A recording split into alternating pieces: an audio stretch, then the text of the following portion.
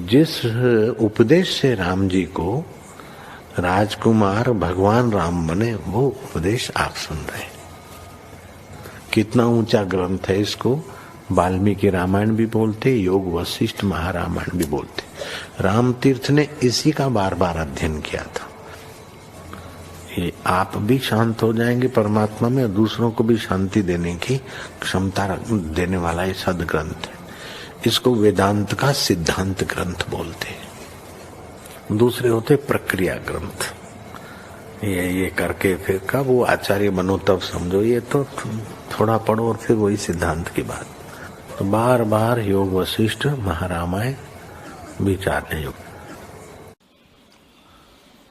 ओम श्री सद्गुरु परमात्मने नमः। श्री वशिष्ठ जी बोले, हे राम जी, यह देह काष्ठ और मिट्टी के समान है। जैसे स्वप्न में चित्त के फूरने से देह भासता है, वैसे ही यह देह भी चित्त से कल्पित है, और चित्त ही चैत्य संबंध से जीव पद को प्राप्त हुआ है। यह जीव चित्त सत्ता से शोभायमान है। उस चित्त के फुरने से संसार उपजा है। वह वानर के बालक के समान चंचल है, और अपने फुरने रूप कर्मों से नाना प्रकार के शरीर धारता है। उसी चित्त का नाम अहंकार, मन और जीव है। हे राम जी,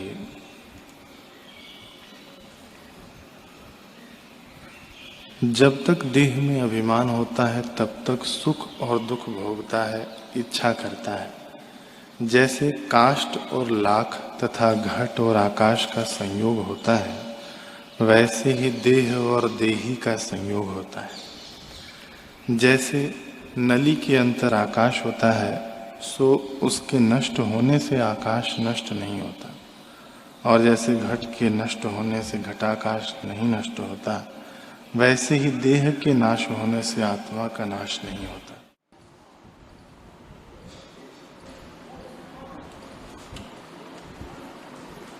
ओम श्री सद्गुरु परमात्मने नमः।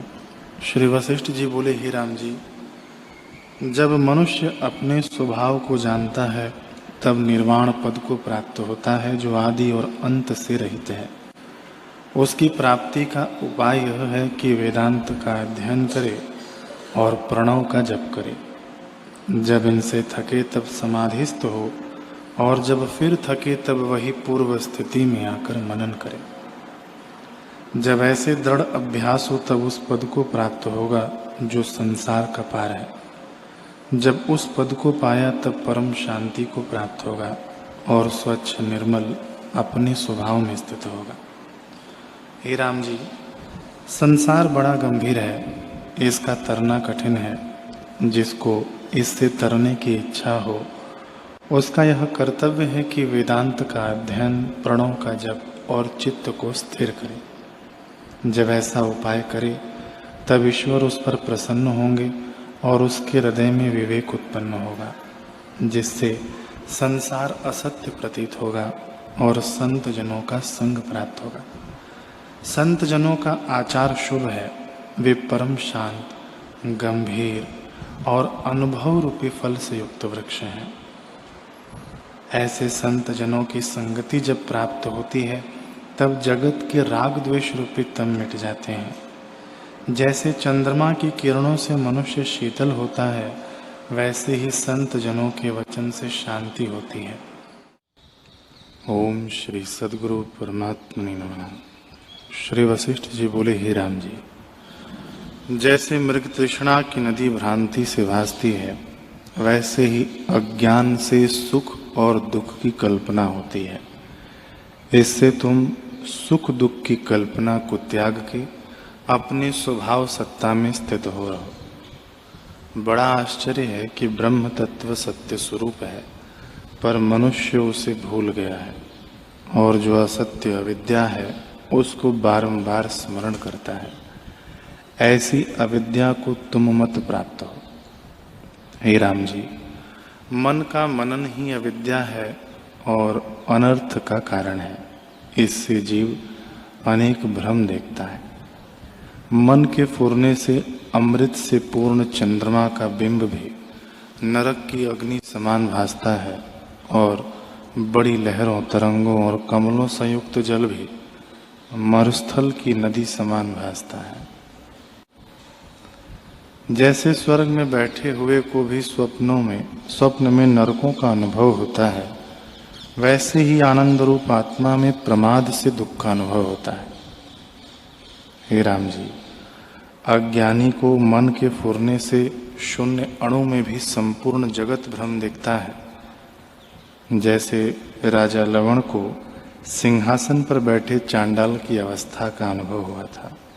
इससे संसार की वासना को तुम चित्त से त्याग दो। यह संसार वासना बंधन का कारण है। सब भावों में बरतो, परंतु राग किसी में न हो। ओम श्री सद्गुरु परमात्मने नमः। श्री योग वासिष्ठ महारामायण। राम जी बोले, हे मुनीश्वर, इस जीव को संसार समुद्र में जन्म पाकर प्रथम बाल अवस्था प्राप्त होती है। वह भी परम दुख का मूल है। उससे वह परम दीन हो जाता है और इतने अवगुण उसमें आप प्रवेश करते हैं, अर्थात अशक्तता, मूर्खता, इच्छा, चपलता, दीनता, दुख, संताप, इतने विकार इसको प्राप्त होते हैं। यह बाल्यावस्था महाविकारवान है।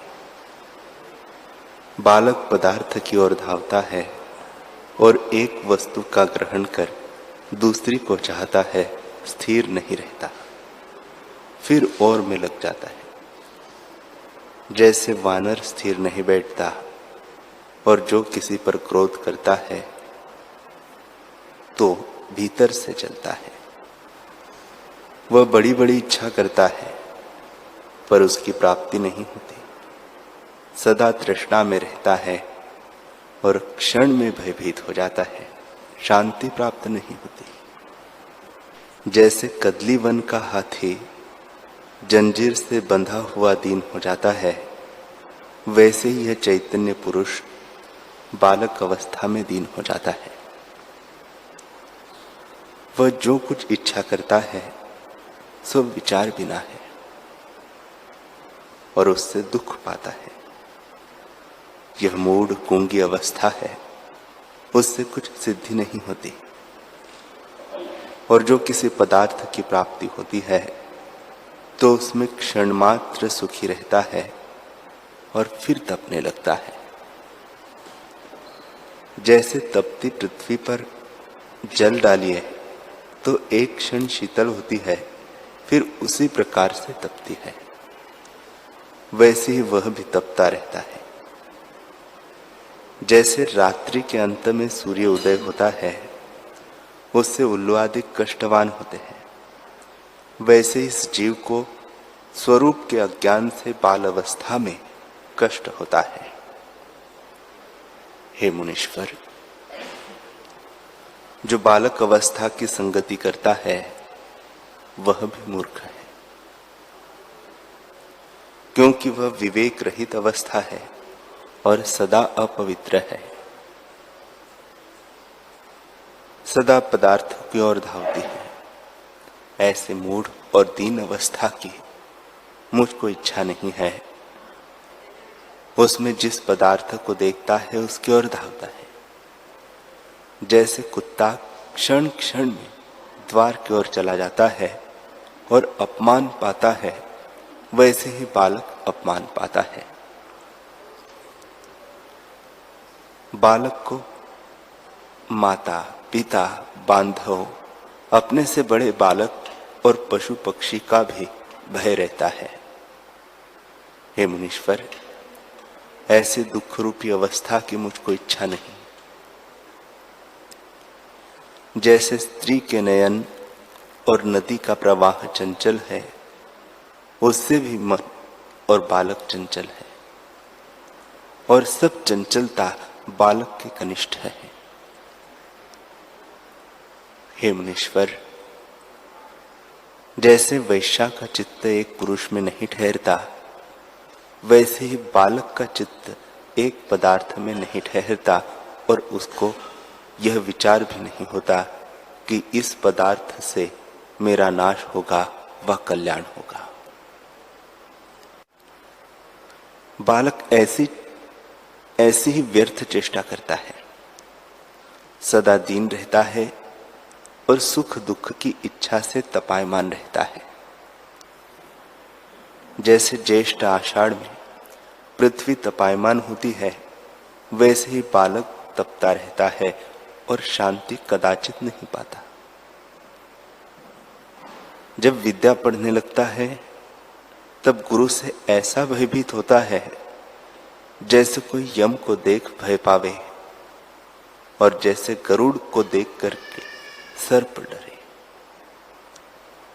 जब शरीर में कोई कष्ट प्राप्त होता है, तब भी वह बड़े दुख को प्राप्त होता है और उस दुख को निवारण नहीं कर सकता और सहने की भी सामर्थ्यता नहीं होती।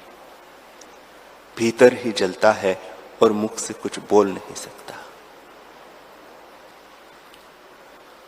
जैसे वृक्ष कुछ बोल नहीं सकता और जैसे पशु पक्षी दुख पाता है, न कुछ कह सकते हैं न दुख का निवारण कर सकते हैं, भीतर ही भीतर जलते हैं, वैसे ही बालक भी गूंगा और मूढ़ होकर दुख पाता है। हे मुनीश्वर, ऐसे बाल अवस्था की इच्छा करने वाला मूर्ख है। यह तो परम दुख रूप अवस्था है। इसमें विवेक और वैराग्य भी कुछ नहीं होता। बालक खाने को पाता है, रुदन करता है, ऐसी अवगुण रूप अवस्था मुझको नहीं सुहाती। जैसे बिजली और जल के बुदबुदे स्थिर नहीं रहते, वैसे ही बालक भी कदाचित स्थिर नहीं रहता। हे मुनीश्वर, यह महामूर्ख अवस्था है। इसमें कभी कहता है कि हे पिता, मुझको बर्फ का टुकड़ा भून दे, और कभी कहता है कि मुझको चंद्रमा उतार दे। यह सब मूर्खता के वचन है। इससे ऐसी मूर्ख अवस्था को मैं अंगीकार नहीं करता। जैसे दुख का अनुभव बालक को होता है, वह हमारे स्वप्ने में भी न आया। यह बाल्य अवस्था अवगुण का भूषण है और अवगुण से शोभित है। ऐसी नीच अवस्था को मैं अंगीकार नहीं करता। इसमें गुण कोई भी नहीं है। श्री राम जी बोले, हे मुनीश्वर, दुख रूप बाल्य अवस्था के अनंतर युवावस्था आती है। सो नीचे से ऊंचे चढ़ती है। वह भी उत्तम नहीं, अधिक दुखदायक है। जब युवावस्था आती है, तब काम रूपी पिशाच आ लगता है। काम रूपी पिशाच युवावस्था रूपी गड्ढे में आ स्थित होता है, चित्त को फिराता है और इच्छा पसारता है। जैसे सूर्य के उदय होने से सूर्यमुखी कमल खिलाता है और पंखुड़ियों को पसारता है, वैसे ही युवावस्था रूपी सूर्य उदय होकर चित्त रूपी कमल और इच्छा रूपी पंखुड़ियों को पसारता है। फिर जैसे किसी को अग्नि के कुंड में डाल दिया हो और वह दुख पावे, वैसे ही काम के वश हुआ दुख पाता है। हे मुनीश्वर, जो कुछ विकार है सो सब युवावस्था में प्राप्त होते हैं। जैसे धनवान को देख के सब निर्धन धन की आशा करते हैं, वैसे ही युवावस्था को देखकर सब दोष इकट्ठे होते हैं। जो भोग को सुखरूप जानकर भोग की इच्छा करता है, वह परम दुख का कारण है। जैसे मद्य का घट भरा हुआ देखने मात्र सुंदर लगता है, परंतु जब उसको पान करे तब उन्मत्त होकर दीन हो जाता है और निरादर पाता है, वैसे ही भोग देखने मात्र में सुंदर भासते हैं, परंतु जब इनको भोगता है तब तृष्णा से उन्मत्त और पराधीन हो जाता है। हे मुनीश्वर, यह काम, क्रोध, लोभ, मोह और अहंकार आदि सब चोर युवा रूपी रात्रि को देखकर लूटने लगते हैं और आत्मज्ञान रूपी धन को ले जाते हैं। इससे जीव दीन होता है। आत्मानंद के वियोग से ही जीव दीन हुआ है। हे मुनीश्वर, ऐसे दुख देने वाली युवावस्था को मैं अंगीकार नहीं करता। शांति चित्त को स्थिर करने के लिए है, पर युवावस्था में चित्त विकारों की ओर धावता है। जैसे बाण लक्ष्य की ओर जाता है, तब उसको विषय का संयोग होता है और विषय की तृष्णा निवृत्त नहीं होती और तृष्णा के मारे जन्म से जन्मांतर में दुख पाता है। हे मुनीश्वर, ऐसे दुखदायक युवावस्था की मुझको इच्छा नहीं है। हे मुनीश्वर, जैसे प्रलय काल में सब दुख आकर स्थित होते हैं, वैसे ही काम, क्रोध, लोभ, मोह, अहंकार, चपलता इत्यादि सब दोष युवावस्था में आकर स्थित होते हैं, जो सब बिजली की चमक से है होके मिट जाते हैं। जैसे समुद्र तरंग होकर मिट जाते हैं, वैसे ही यह क्षण भंगुर है और वैसे ही युवावस्था होके मिट जाती है। जैसे स्वप्न में कोई स्त्री विकार से छल जाती है, वैसे ही अज्ञान से युवावस्था छल जाती है। हे मुनीश्वर, युवावस्था जीव की परम शत्रु है। जो पुरुष इस शत्रु के शस्त्र से बचे है, वही धन्य है। इसके शस्त्र काम और क्रोध है। जो इनसे छूटा, वह वज्र के प्रहार से भी न छेदा जाएगा, और जो इनसे बंधा हुआ है, वह पशु है। हे मुनीश्वर, युवावस्था देखने में तो सुंदर, परंतु भीतर से तृष्णा से जर्जरीभूत है।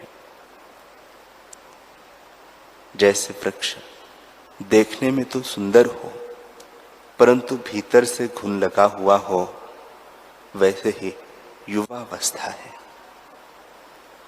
जो भोगों के निमित्त यत्न कराती है, वे भोग आपात रमणीय है। कारण यह है कि जब तक इंद्रियों और विषयों का संयोग है, तब तक अविचार से भला लगता है, और जब वियोग होता है तब दुख होता है। इसलिए भोग करके मूर्ख प्रसन्न और उन्मत्त होते हैं, उनको शांति नहीं होती। भीतर सदा तृष्णा रहती है और स्त्री में चित्त की आसक्ति रहती है। जब इष्ट वनिता का वियोग होता है, तब उसको स्मरण करके जलता है। जैसे वन का वृक्ष अग्नि से जलता है, वैसे ही युवावस्था में इष्ट के वियोग से जीव जलता है। जैसे उन्मत्त हस्ती जंजीर से बंधता है तो स्थिर होता है, कहीं जा नहीं सकता, वैसे ही काम रूपी हस्ती को जंजीर रूपी युवावस्था बंधन करती है। युवावस्था रूपी नदी है, उसमें इच्छा रूपी तरंगे उठती है, वे कदाचित शांति नहीं पाते हैं। हे मुनीश्वर, यह युवावस्था बड़ी दुष्ट है। बड़े बुद्धिमान, निर्मल और प्रसन्न पुरुष की बुद्धि को भी मलिन कर डालती है। जैसे निर्मल जल की बड़ी नदी वर्षा काल में मलिन हो जाती है, वैसे ही युवावस्था में बुद्धि मलिन हो जाती है। हे मुनीश्वर, शरीर रूपी वृक्ष है, उसमें युवावस्था रूपी बेली प्रकट होती है, सो पुष्ट होती जाती है। तब चित्त रूपी भंवरा आ बैठता है और तृष्णा रूपी उसकी सुगंध से उन्मत्त होता है, सब विचार भूल जाता है। जैसे जब प्रबल पवन चलता है तब सूखे पत्तों को उड़ा ले जाता है, वैसे ही युवावस्था वैराग्य, संतोष आदि गुणों का अभाव करती है। दुख रूपी कमल का युवावस्था रूपी सूर्य है, उसके उदय से सब दुख प्रफुल्लित हो जाते हैं। इससे सब दुखों का मूल युवावस्था है। जैसे सूर्य के उदय से सूर्यमुखी कमल खिलाते हैं, वैसे चित्तरूपी कमल संसार रूपी पंखुरी और सत्यता रूपी सुगंध से खिल जाता है और तृष्णा रूपी भंवरा उस पर आ बैठता है और विषय की सुगंध लेता है। हे मुनीश्वर, संसार रूपी रात्रि है, उसमें युवावस्था रूपी तारांगण प्रकाशते हैं, अर्थात शरीर युवावस्था से सुशोभित होता है। जैसे धान के छोटे वृक्ष हरे तब तक रहते हैं जब तक उसमें फल नहीं लगता। जब फल आता है तब वृक्ष सूखने लगते हैं और अन्न परिपक्व होता है। वृक्ष की हरियाली नहीं रह सकती। वैसे ही जब तक जवानी नहीं आती तब तक शरीर सुंदर कोमल रहता है। जब जवानी आती है तब शरीर क्रूर हो जाता है और फिर परिपक्व होकर क्षीण और वृद्ध होता है। इससे हे मुनीश्वर, ऐसी दुख की मूल युवावस्था की मुझको इच्छा नहीं है। जैसे समुद्र में जल से तरंगों को पसारता है, जैसे समुद्र बड़े जल से तरंगों को पसारता और उछालता है, तो भी मर्यादा नहीं त्यागता, क्योंकि ईश्वर की आज्ञा मर्यादा में रहने की है। और युवावस्था तो ऐसी है कि शास्त्र और लोक की मर्यादा मेट के चलती है और उसको अपना विचार नहीं रहता। जैसे अंधकार में पदार्थ का ज्ञान नहीं होता, वैसे ही युवावस्था में शुभाशुभ गुण का विचार नहीं होता। जिसको विचार नहीं रहा उसको शांति कहां से हो? वह सदा व्याधि और ताप से जलता रहता है। जैसे जल के बिना मच्छ को शांति नहीं होती, वैसे ही विचार के बिना पुरुष सदा जलता रहता है। जब युवावस्था रूप रात्रि आती है तब काम पिशाच आके गरजता है और यही संकल्प उठते हैं कि कोई कामी पुरुष आवे तो उसके साथ मैं यही चर्चा करूं कि हे मित्र, वह स्त्री कैसे सुंदर है और उसके कैसे कटाक्ष है, वह किस प्रकार मुझको प्राप्त हो। हे मुनीश्वर, इस इच्छा में वह सदा जलता ही रहता है। जैसे मरुस्थल की नदी को देख मृग दौड़ता है और जल की अप्राप्ति से जलता है, वैसे ही कामी पुरुष विषय की वासना से जलता है और शांति नहीं पाता। हे मुनीश्वर, मनुष्य जन्म उत्तम है, परंतु जिसके अभाग्य है उसको विषय से आत्मपद की प्राप्ति नहीं होती। जैसे किसी को चिंतामणि प्राप्त हो और वह उसका निरादर करे, उसका गुण न जानकर डाल दे, वैसे ही जिस पुरुष ने मनुष्य शरीर पाकर आत्मपद नहीं पाया, वह बड़ा अभागी है और मूर्खता से अपने जन्म को व्यर्थ खो डालता है। वह युवावस्था में परम दुख का क्षेत्र अपने निमित्त बोता है और मान, मोह, मद इत्यादि विकारों से पुरुषार्थ का नाश करता है। हे मुनीश्वर,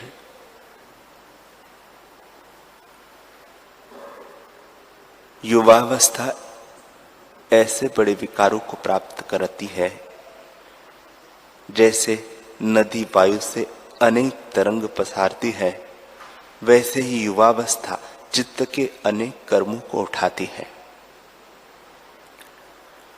जैसे पक्षी पंख से बहुत उड़ता है और जैसे सिंह भुजा के बल से पशु को मारने दौड़ता है, वैसे ही चित्त युवावस्था से विक्षेप की ओर धावता है। हे मुनीश्वर, समुद्र का तरना कठिन है, क्योंकि उसमें जल अथाह है और उसका विस्तार भी बड़ा है और उसमें कच्छ, मच्छ, मगर भी बड़े बड़े जीव रहते हैं, पर मैं उनका तरना भी सुगम मानता हूं। परंतु युवावस्था का तरना महाकठिन है, अर्थात युवावस्था में निर्दोष रहना कठिन है। ऐसी संकट वाली युवावस्था में जो चलायमान नहीं होते, सो पुरुष धन्य है और वंदना करने योग्य है।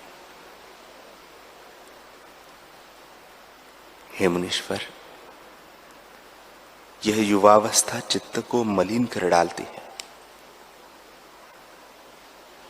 जैसे जल की बावली के निकट राख और कांटे हों और पवन चलने से सब आ बावली में गिरे, वैसे ही पवन रूपी युवावस्था दोष रूपी धूल और कांटों को चित्त रूपी बावली में डाल के मलिन कर देती है। ऐसे अवगुण से पूर्ण युवावस्था की मुझको इच्छा नहीं है। युवावस्था, मुझ पर यही कृपा कर कि तेरा दर्शन न हो। तेरा आना मैं दुख का कारण मानता हूं।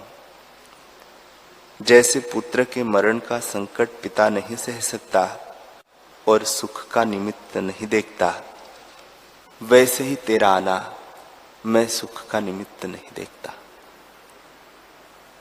इससे मुझ पर दया कर कि अपना दर्शन न दे। हे मुनीश्वर,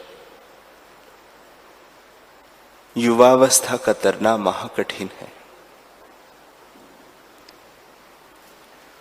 यौवनवान नम्रता संयुक्त नहीं होते और शास्त्र के गुण वैराग्य, विचार, संतोष और शांति इनसे भी संपन्न नहीं होते। जैसे आकाश में वन होना आश्चर्य है, वैसे ही युवावस्था में वैराग्य, विचार, शांति और संतोष होना भी बड़ा आश्चर्य है। इससे आप मुझसे वही उपाय कहिए जिससे युवावस्था के दुख से मुक्ति होकर मैं आत्मपद की प्राप्ति कर सकूं।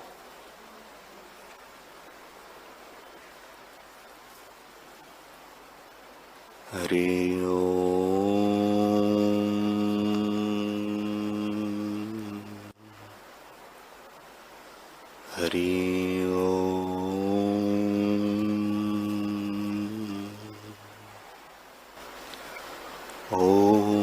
सहनावतु सहनौ भुनक्तु सह वीर्यं करवावहै तेजस्विनावधीतमस्तु मा विद्विषावहै।